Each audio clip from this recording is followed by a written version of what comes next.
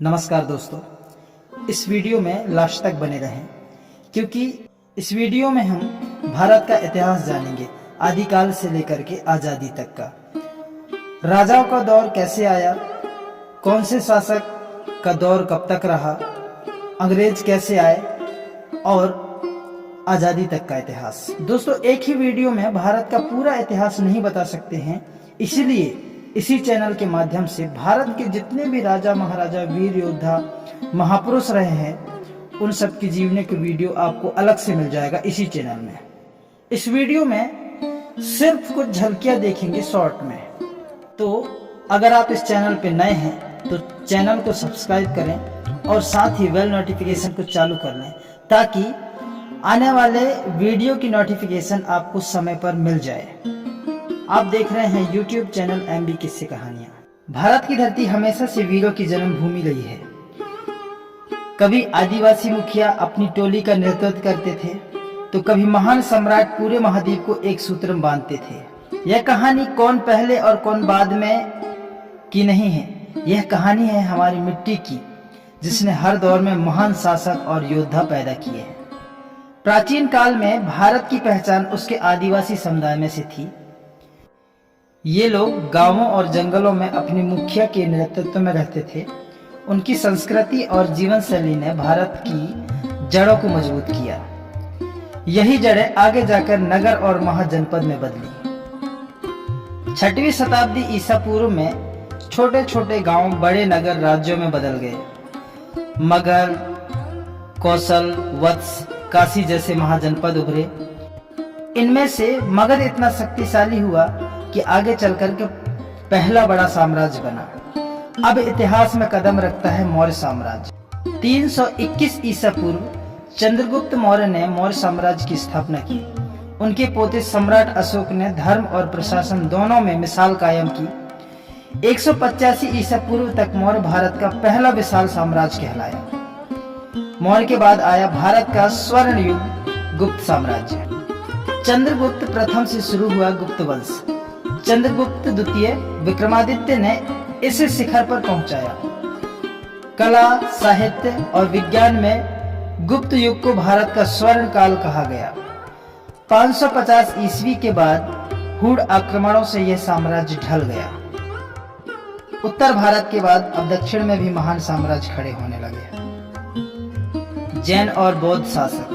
भारत ने हमेशा धर्म को भी शासन के साथ जोड़ा है। कलिंग के राजा खारवेल ने जैन धर्म को अपनाया। अशोक ने बौद्ध धर्म को एशिया तक पहुंचाया।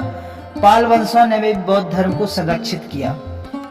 इसके बाद भारत में शौर्य और पराक्रम का दौर राजपूतों का आया। राजपूत काल 650 से लेकर 1200 ईसा पूर्व तक चली।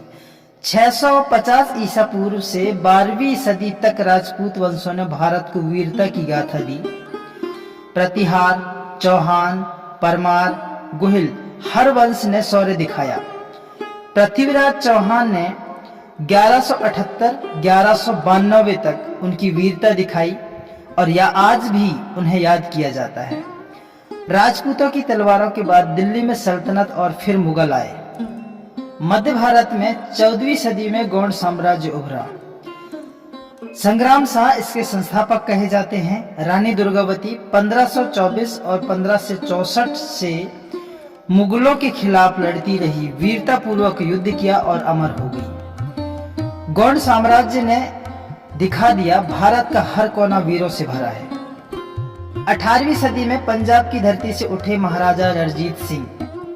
1799 में उन्होंने लाहौर पर कब्जा किया और सिख साम्राज्य स्थापित किया और वे शेर पंजाब कहलाए। लेकिन अंग्रेजों की चालाकी से यह साम्राज्य भी धीरे धीरे ढह गया। 1206 में कुतुबुद्दीन ऐबक ने दिल्ली सल्तनत की नींव रखी। फिर 1526 में बाबर आया और मुगल साम्राज्य की शुरुआत हुई। अकबर, शाहजहां, औरंगजेब जैसे शासकों के बाद 1857 में बहादुर शाह जफर के साथ मुगल काल का अंत हो गया। अब भारत पे अंग्रेजों की चालों का शिकार होने लग गया। 1498 में वास्को डी गामा भारत पहुंचा। 1757 प्लासी का युद्ध हुआ और ईस्ट इंडिया कंपनी ने अपना कब्जा जमाना शुरू किया। 1858 के बाद सीधा ब्रिटिश राज हुआ जो 1947 तक चला। लेकिन हर गुलामी का एक अंत होता है। भारत में आजादी का बिगुल बज चुका था। भारत की मिट्टी का हर एक कण आजादी की लड़ाई का गवाह है। सन 1806 वेल्लोर विद्रोह से आजादी की पहली चिंगारी उठी। इसमें लाखों क्रांतिकारी और सैनिक आम लोग अलग अलग समुदाय से एक साथ आए। कई घर परिवार बर्बाद हुए, लाखों लोगों ने बलिदान दिए, लाखों लोगों ने अपना और अपने परिवार का खून बहाया और सन 1857 में झांसी की रानी, मंगल पांडे, तात्या टोपे और नाना साहब जैसे नायकों ने बिगुल बजाया। लेकिन उनके साथ हजारों गुमनाम क्रांतिकारी भी शहीद हुए जिनका इतिहास अक्सर किताबों में नहीं मिलता है। 20वीं सदी में भगत सिंह, राजगुरु, सुखदेव, सुभाष चंद्र बोस, चंद्रशेखर आजाद, महात्मा गांधी, सरदार वल्लभ भाई पटेल और ऐसे बहुत सारे क्रांतिकारी और महापुरुषों ने आंदोलन को एक नई दिशा दी और आखिरकार 15 अगस्त 1947 को भारत आजाद हुआ।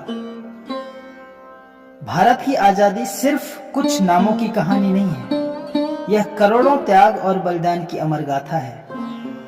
हर राजा, हर क्रांतिकारी और हर गुमनाम नायक की पूरी जीवनी आपको इसी चैनल पर मिलेगी। दोस्तों, ये तो थी आजादी तक की भारत की संघर्ष गाथा, लेकिन असली कहानी तो अब शुरुआत होती है। आजादी के तुरंत बाद भारत ने देखा बंटवारे का वो भयानक नजारा, जहां लाखों लोग उजड़े, रिश्ते टूटे और इंसानियत से रो पड़ी। और फिर एक सवाल उठा, क्या खंडित भारत कभी खड़ा हो पाएगा? कैसे एक टूटा हुआ देश शून्य से उठकर दुनिया की सबसे बड़ी ताकत बनने की राह पर चला? तो दोस्तों, हम जानेंगे अगले पार्ट में बंटवारे से लेकर के भारत के विकास और महान उपलब्धियों तक की पूरी कहानी। तो जुड़े रहिए और अगले वीडियो में मिलते हैं भारत की इस अधूरी कहानी को पूरा करने के लिए। पार्ट 2 जरूर देखिए, बंटवारे से विकास तक का भारत। जय हिंद, जय भारत।